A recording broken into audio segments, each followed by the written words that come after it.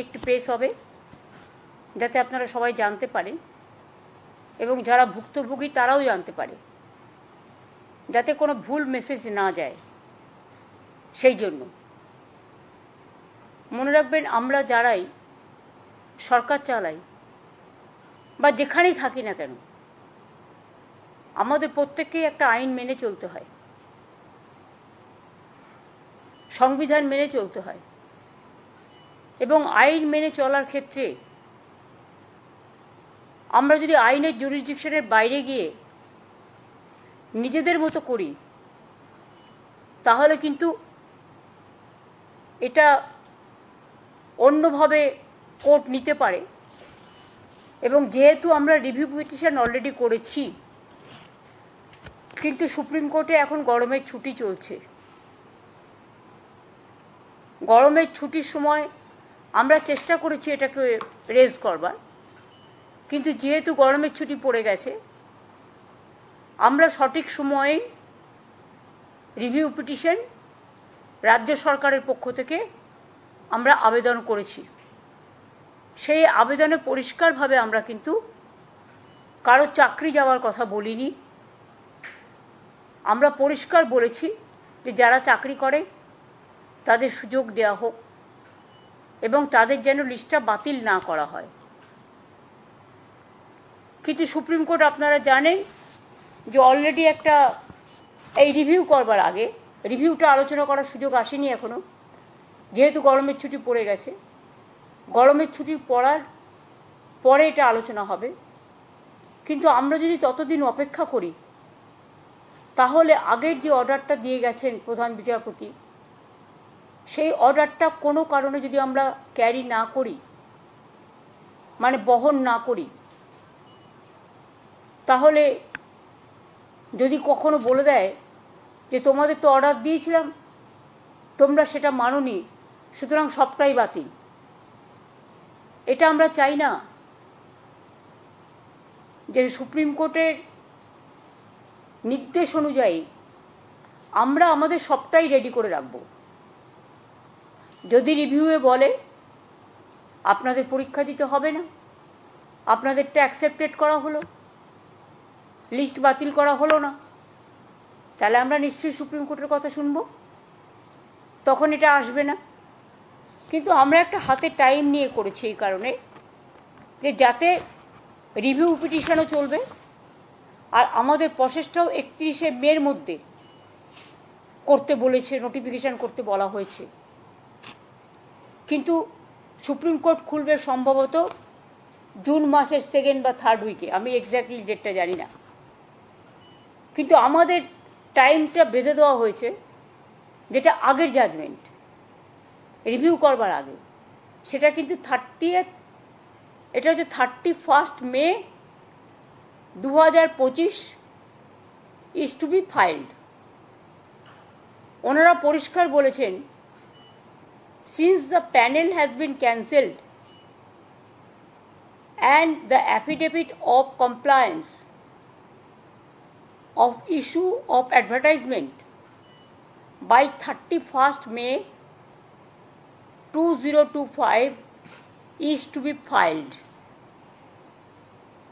we may do the following timeline for that. আমি প্রথমেই teacher যারা আছেন তাদের কথাটা আগে বলবো। দুটো পার্ট আছে, একটা গ্রুপ সি গ্রুপ ডি, আর একটা হচ্ছে টিচারদের পার্ট। আমি পরিষ্কার বলবো যে দেখুন, এটা আমরা করতে বাধ্য হচ্ছি, আমাদের করার যে ইচ্ছে ছিল মন থেকে তা নয়।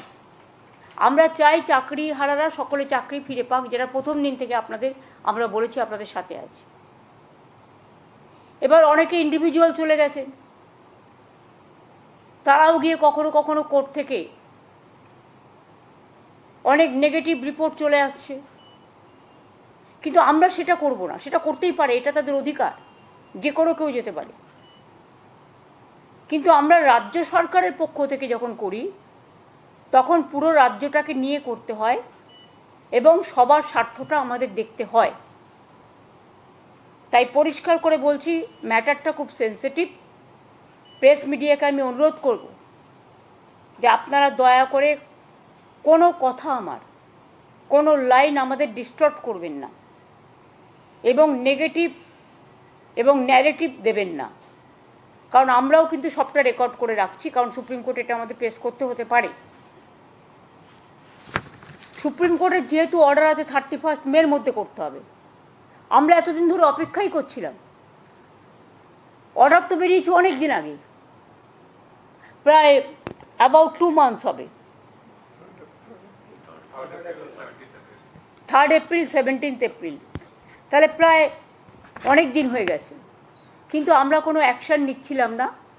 আমরা ওয়েট করছিলাম যে এর মধ্যে হয়তো রিভিউ যেটা আমরা করেছি রাজ্য সরকারের থেকে সেটা হয়তো আলোচিত হবে এবং তার পরিপ্রেক্ষিতে যে আদেশ কোর্ট দেবেন তাতে হয়তো চাকরি প্রার্থীদের পক্ষেও হতে পারে। ফলে আমরা অপেক্ষা করছিলাম, কারণ আমরা বলেছি যে চাকরি প্রার্থীদের চাকরি আমরা খেতে চাই না। কিন্তু যেহেতু এখনো রিভিউটা হয়নি, কারণ রিভিউ পিটিশন পেন্ডিং আছে এবং কোর্টে গরমের ছুটি পড়ে গেছে, অথচ আমাদের হাত বেঁধে দেওয়া হয়েছে 31শে মের মধ্যে করতে হবে, নোটিফিকেশন করতে হবে। তাই বাধ্য হয়ে আমি জানাচ্ছি দুটো প্রসেসই আমাদের চালু থাকবে। একটা হচ্ছে সুপ্রিম কোর্টের অর্ডার অনুযায়ী আমরা 31শে মের মধ্যেই সুপ্রিম কোর্ট যে অর্ডারটা দিয়েছে সেটা নোটিফিকেশন করব। আর দ্বিতীয়ত, যদি রিভিউ যেটা আমরা করেছি, রিভিউতে যদি আমরা ভালো রেজাল্ট পাই তাহলে আমরা সেইটাকে গ্রহণ করব। দুটো অপশানই আমরা ওপেন রেখেছি, কিন্তু পরে যাতে বলতে না পারে সুপ্রিম কোর্ট যে 31শে মের মধ্যে তোমাদের নোটিফিকেশন করতে বলা হয়েছিল, তোমরা কেন করোনি,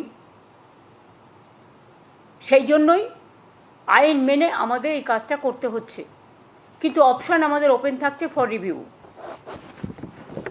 আমরা যেহেতু 31শে মের কথা বলা হয়েছে, তাই আইনজ্ঞদের সাথে কথা বলে সবার সাথে আলোচনা করে issue of advertisement and file affidavit, যেহেতু 31শে মে লাস্ট ডেট করেছে আমাদের, 30শে মে কিন্তু এটা আমাদের করতে হবে। অ্যাডভার্টাইজমেন্টটা আমাদের করতে হবে 30শে মে, কারণ যেহেতু 31শে মে মধ্যে করতে বলেছে, তাহলে আমরা অ্যাডভার্টাইজমেন্ট করব। আমি কিন্তু আবার বলছি অপশান কিন্তু ওপেন আছে রিভিউয়ের জন্য, রিভিউয়ে যেটা বলবে আমরা সেটাই মানব। এখন যেহেতু হাতে কোনো উপায় নেই বলে আমরা এটা করছি, যেহেতু সময় টাইম ইজ রানিং আউট। তাহলে issue of advertisement and file affidavit 30শে মের মধ্যে আমাদের করতে হচ্ছে যতক্ষণ রিভিউ না হচ্ছে। কমেন্সমেন্ট অফ অনলাইন অ্যাপ্লিকেশন, এটা টাইম দেওয়া হয়েছে 16ই জুন পর্যন্ত। মানে যারা অনলাইনে অ্যাপ্লিকেশন করতে পারবেন 16ই জুন পর্যন্ত। Last date of online application 14ই জুলাই করা হয়েছে, হাতে সময় রাখা হয়েছে যাতে রিভিউ হতে যদি টাইমটা বেশি লাগে, সেই জন্য আমরা ইচ্ছা করেই 2 মাস হাতে টাইম রেখেছি। পাবলিকেশন অফ প্যানেল আমরা 15ই নভেম্বর করেছি, কারণ আমাদের ডিসেম্বরের মধ্যে করতে বলেছে। আর কাউন্সেলিং যেটা কমেন্সমেন্ট হবে সেটা 20শে নভেম্বর। আমরা চাইছি নভেম্বরের মধ্যেই, যদি রিভিউতে কিছু বিচার না হয় তাহলে আমরা নভেম্বরের মধ্যেই কাউন্সেলিং করে টোটালটা করে দেব। এখানে যা হয় সিস্টেম অনুযায়ী, যেহেতু কোর্ট বলে দিয়েছে, আমরা কিন্তু বলছি না, এটা কোর্টের order. Written test, scrutiny, challenge, result publication, interview etcetera shall be completed in the mean time. সব প্রসেসই আমরা করে নেব যদি রিভিউতে কিছু আমরা বিচার না পাই। অ্যাডভার্টাইজমেন্ট যেটা করা হবে, advertisement may be made for the 24,203 such posts which have been deemed to be vacant 24,203 যেটা হাইকোর্টের অর্ডার অনুযায়ী ডিম টু বি ভেকেন্ট হয়ে আছে। যদিও তারা কাজ করছেন, তারা কাজ করে যান, তারা ডিসেম্বর পর্যন্ত মাইনে তো কনফার্ম করেছেও সুপ্রিম কোর্ট, আমরা তো অ্যাপিল করেছিলাম। সুতরাং তারা বেশি চিন্তা না করে তারা তাদের কাজ করে যান, আর আমাদের কাজও আমরা করে যাব। অ্যাডিশনাল তাছাড়াও এই 24,203 জন টিচার যেটা ভেকেন্ট আছে সেটা সব মিলিয়ে তাছাড়াও আরও অ্যাডিশনাল আমরা কিছু ভ্যাকেন্সিস ক্রিয়েট করেছি, কারণ আমাদের অনেক খালি পোস্ট আছে। আমি আপনাদের আগেই বলেছি 11,517 ভ্যাকেন্সিস ফর 9 and 10, এটা অ্যাডিশনাল, এবং 6,912 ফর 11 and 12 টিচারদের জন্য এক্সট্রা পোস্টও করা হচ্ছে। আর 571 জনের জন্য গ্রুপ সি এবং 1000 গ্রুপ ডির জন্যও করা হচ্ছে। তাহলে total vacancies propose to B filled up 44,203। মোট ভ্যাকেন্সিস 44,203। ক্লাস 9-10 চাকরিহারাদের নিয়ে 23,212, ক্লাস 11-12 চাকরিহারাদের নিয়ে 12,514, গ্রুপ সি 2,989, গ্রুপ ডি 5,488। এটা রাখা হয়েছে। যারা চাকরি করে এসছেন অথচ বয়স পেরিয়ে গেছে, এরকম তো অনেক কেস আছে। ধরুন ওদের একটা এজ লিমিট আছে, যারা অ্যাপ্লিকেশন করবেন এই চাকরির জন্য, চাকরিহারাদের চাকরি পাওয়ার ক্ষেত্রে, সেখানে তাদের একটা এজ রিল্যাক্সেশন করা হবে, অর্থাৎ তারা যেন প্রত্যেকেই পরীক্ষায় বসতে পারে, বয়সের জন্য সেটা আটকাবে না। তাছাড়াও আমরা আর একটা অ্যাডভান্টেজ দেবো, সেটা ডিটেলস এখনও তৈরি হয়নি। যারা কাজ করেছেন এতদিন তাদের একটা এক্সপিরিয়েন্স অ্যাডভান্টেজও আমরা দেব, যাতে তারা তাদের কর্মস্থানে থেকে যেতে পারে। আর গ্রুপ সি গ্রুপ ডিটা আমি আজকেই বলছি না, যেটা অ্যাডিশনাল পোস্টটা বলে দিলাম, কিন্তু যাদেরটা টাকা ফেরত দেওয়ার কথা বলা হয়েছে এবং যাদের বাতিল করা হয়েছে, তাছাড়াও অনেক টিচাররা আছে যারা বাতিল হয়ে গেছেন, যাদের বলা হয়েছে তোমরা এই পরীক্ষায় বসতে পারবে না, তারা অন্য ডিপার্টমেন্টে জয়েন করতেই পারে, কোর্ট সেটাও বলে দিয়েছে। সুতরাং আমরা এডুকেশন ডিপার্টমেন্টে যেমন আমাদের লোক প্রয়োজন, কারণ ঘন্টা বাজানোর লোকও নেই, রুম পরিষ্কার করার লোকও নেই, তালা বন্ধ করার লোকও নেই এই ঘটনার ফলে, সেই রকম যেমন আমরা অ্যাডিশনাল গ্রুপ সিডি নিচ্ছি, সাথে সাথে যারা এডুকেশন ডিপার্টমেন্টে কাজ করছেন অথচ তাদের সবারটা বাতিল হয়ে গেছে, ম্যাক্সিমামটা বাতিল হয়েছে, গ্রুপ সি গ্রুপ ডি সবটাই, হ্যাঁ, তাহলে ওরা এডুকেশন ডিপার্টমেন্টেও অ্যাপ্লাই করতে পারে। ওরা তাছাড়াও আমরা আরও 3-4টে ডিপার্টমেন্ট অপশান দেবো, কিন্তু সেটা আমরা আলাদা করে নোটিফাই করব, কারণ যেহেতু ওটার সাথে এটার সম্পর্ক নেই। আর আমরা যেহেতু চাই না কারো চাকরি চলে যাক, কেউ ব্যাংক লোন নিয়েছে, কেউ গাড়ির লোন নিয়েছে, কেউ বাড়ির লোন নিয়েছে, কারো বৃদ্ধ বাবা মা আছে, কারো ছেলেমেয়েরা আছে, তাই মানবিকতার স্বার্থে তারা নিশ্চয়ই অ্যাপ্লাই করতে পারে, এডুকেশন ডিপার্টমেন্টেও করতে পারে, এবং তাছাড়া আরও 3-4টে ডিপার্টমেন্ট আমরা দিয়ে দেবো, যাতে যেটা তারা প্রয়োজন মনে করবে সেই নোটিফিকেশানটা আমরা 3-4 দিন পরে করে দেবো। গ্রুপ সি গ্রুপ ডির ক্ষেত্রে আগে টিচারদের নোটিফিকেশানটা হবে 30শে মে, যেহেতু 31শে মে লাস্ট ডেট। আর গ্রুপ সি গ্রুপ ডি যেটা বাতিল করে দিয়েছে যে লিস্ট, তাদের জন্য আমরা অন্য ব্যবস্থা করব, অল্টারনেটিভ দেখব, রিভিউয়ে যদি কিছু হয় বেটার, না হলে আরও যত ডিপার্টমেন্ট আছে সুপ্রিম কোর্ট বলেছে যে আপনারা পোস্ট ক্রিয়েট করে তাদের নিতে পারেন। সুতরাং আমরা 3-4টে ডিপার্টমেন্টকে বেছে নেব, সেটা কথাবার্তা চলছে, আইনজীবীদের পরামর্শও নেওয়া হচ্ছে, এবং সেটা আমরা 31শে মে টিচারদেরটা করার পরে অ্যাফিডেভিট আমরা 3-4 দিন পরে গ্রুপ সিডিটা আলাদা করে করব, মানে যাদের চাকরি চলে গেছে। আর বাদবাকিটা আমার মনে হয় রিভিউয়ের জন্য আমাদের অপেক্ষা করা উচিত। এখনই একথা বলা উচিত না আমরা পরীক্ষা দেব না, দিচ্ছি না, দিতে পারবো না, তাহলে তো চাকরিটাই থাকবে না। এটা তো আমাদের অর্ডার নয়, এটা সরকারের অর্ডার নয়, এটা আমাদের কিছু উদ্দেশ্য প্রণোদিতভাবে কিছু স্বার্থপর মানুষ গভর্নমেন্ট কোর্টে গিয়ে এটা ক্যান্সেল করেনি লিস্ট, তারা লিস্টটা বাতিল করেছেন তাদের নিজেদের স্বার্থে। আজকে তারা আবার বন্ধু হয়ে ঢোকবার চেষ্টা করছে। আমি শিক্ষার্থীদের বলবো, শিক্ষক শিক্ষিকা গ্রুপ সিডি যারা আছেন আমার কাছে সবাই সমান। সুপ্রিম কোর্টের আদেশ অনুযায়ী আপনারা প্লিজ অপশান 2টাকেও কাজে লাগান, অপশান 1টাকেও কাজে লাগান। অপশান 1 যদি হাত থেকে বেরিয়ে যায়, তারপরে যদি অপশান 2 রিভিউ করেও আমরা যদি বিচার না পাই, তাহলে কিন্তু আপনাদের আর সুযোগ থাকবে না চাকরিটা ফিরে পাওয়ার। আমরা চাই আপনারা চাকরি ফিরে পান।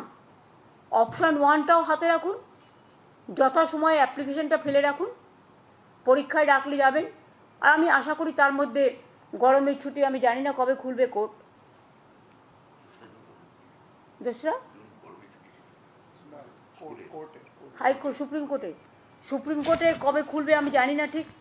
সুপ্রিম কোর্টে গরমের ছুটিটা শেষ হওয়ার পরেই আমরা রিভিউ পিটিশনটা নিয়ে আবার রেজ করব, এবং তার জন্য অনেকটা টাইমও রাখা হয়েছে যাতে আমরা একটা সুযোগ নিতে পারি। চেষ্টা করবো অন্তত কথা বলার।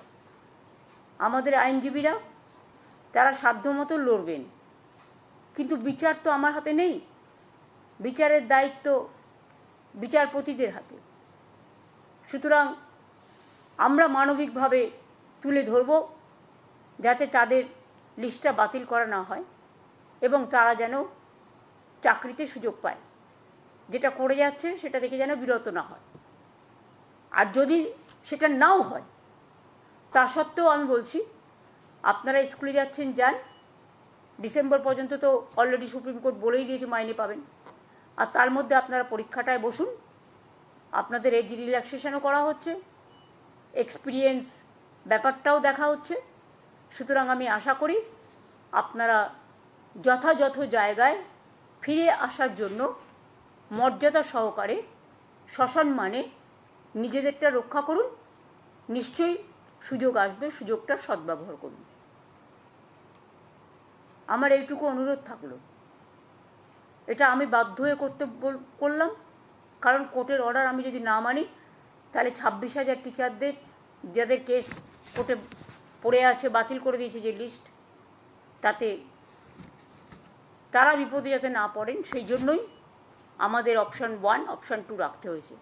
অপশান 1 এটা কোর্টের ভার্ডিক্ট অনুযায়ী, অপশান 2 আমরা আবার রিভিউ করেছি। আমরা চেষ্টা করব যাতে ওদের না বসতে হয়, যাতে ওদের করতে না হয় সেটা। কিন্তু আমাদের কথাই তো শেষ কথা নয়, আমরা হয়তো একটা চাইছি, ওরা না চাইতেও পারেন। সেক্ষেত্রে আমরা আমাদের সাধ্যমতো চেষ্টা করে যাব। আর তাতেও যদি না হয় অপশান 1-এ যান। ভয় পাচ্ছেন কেন? চাকরি তো করছেন, করে যান না। বাদবাকি তো সব কিছু আমার পক্ষে বলা সম্ভব নয়, আমাকে আইন মেনেই করতে হবে।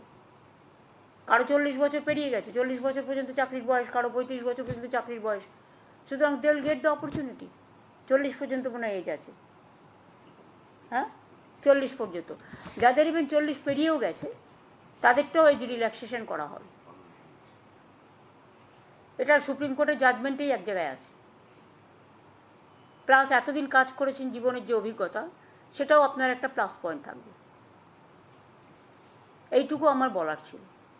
আমি আপনাদের আবেদন করব যে এইটা নিয়ে প্লিজ দয়া করে কেউ টিআর পিরিয়ড বাড়াবার জন্য আমার মুখের কথা ডিস্টার্ব করবেন না, কারণ এটা কিন্তু আমাদের কোর্টকেও প্লেস করতে হবে যে আমরা নোটিফিকেশান করবার আগে প্রেস মিডিয়াকে কনফিডেন্সে নিয়ে এই কথাগুলো বলেছি এবং তারপরেই আমরা কিন্তু নোটিফিকেশানটা করব। আপনাদের আগে জানালাম, তারপরে আমরা করব। আজকে দেখুন 27 তারিখ হয়ে গেল, তো আমাদেরও তো নোটিফিকেশান করবার জন্য লয়ারদের কনসাল্ট করে, ডিপার্টমেন্টকে কনসাল্ট করে আমাদের কাজটা করতে হবে। সেই জন্য 2 দিন আমরা হাতে রেখেছি। আর তো আমার হাতে টাইম নেই। কিন্তু রিভিউ পিটিশনটা আমরা স্ট্রংলি লড়বো, এটা আপনাদের আমি বলতে পারি। এটাই আজকে বলার ছিল, যাতে সবাই জানতে পারে। সেই জন্যই আমি ফেস টাইমে আগে থেকে বলে দিয়েছিলাম যে আপনারা লক্ষ্য রাখুন, যাতে কারো কথা শুনে কাকে কান নিয়ে পালিয়েছে বলে আমরা না দৌড়াই। নিজের কানে শুনে নিজস্বভাবে চাকরিটাকে বজায় রাখার জন্য যা যা করার করুন। আমরা আপনাদের সাথে ছিলাম, আছি, থাকবো।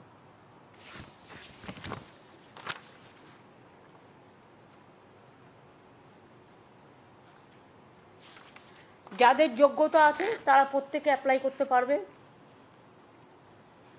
আমাদের ইন্টেনশন হচ্ছে তাই, যাদের রিকুইজিট কোয়ালিফিকেশন আছে ফর সেট পোস্ট, যে পোস্ট মানে অ্যাডভার্টাইজ করা হবে। Age relaxation will be given to the candidates in terms of the order of the Honorable Supreme Court. The new recruitment rules is ready, both for teaching and non-teaching post. An advertisement have been drafted and have been examined by the law department and legal team. সেটা আমরা আরেকটু যাচাই করে নেওয়ার জন্য 2 দিন হাতে time নিচ্ছি। এই পর্যন্ত আমার বলার ছিল, আমি এটুকুই বললাম। আশা করি এটা নিয়ে 26,000 টিচারদের ব্যাপার আছে, জলঘোলা করবেন না কেউ। টিচারদের আমি ত্রিপুরাতেও দেখেছি 10,000 টিচার ছাঁটাই হয়ে যাওয়ার পরে প্রতিশ্রুতি দেওয়া সত্ত্বেও বর্তমান সরকার সেখানে যারা আছেন করেন তো নি, উপরন্ত লাঠি মেরেছেন, মাথা ফাটিয়ে দিয়েছেন সবাইকে। ইউপিতেও 69,000 টিচারের চাকরি চলে গেছে, এমনকি আরও অনেক রাজ্যে প্যানেল ক্যান্সেল হয়ে গেছে। আপনারা মধ্যপ্রদেশে দেখেছেন ভ্যাপাম কেস নিয়ে কী হয়েছে, কতজন মারা গেছে, আজ পর্যন্ত মানুষ বিচার পায়নি। কিন্তু আমরা বিচারের বাণী যাতে নীরবে নিভৃতে না কাঁদে, কবিগুরু রবীন্দ্রনাথ ঠাকুরের কোটেশন অনুযায়ী আমরা চাই বিচারের সাথে, মর্যাদার সাথে, সসম্মানের সাথে আপনারা কাজটা করুন, যাতে সমাজ উপকৃত হতে পারে। ধন্যবাদ।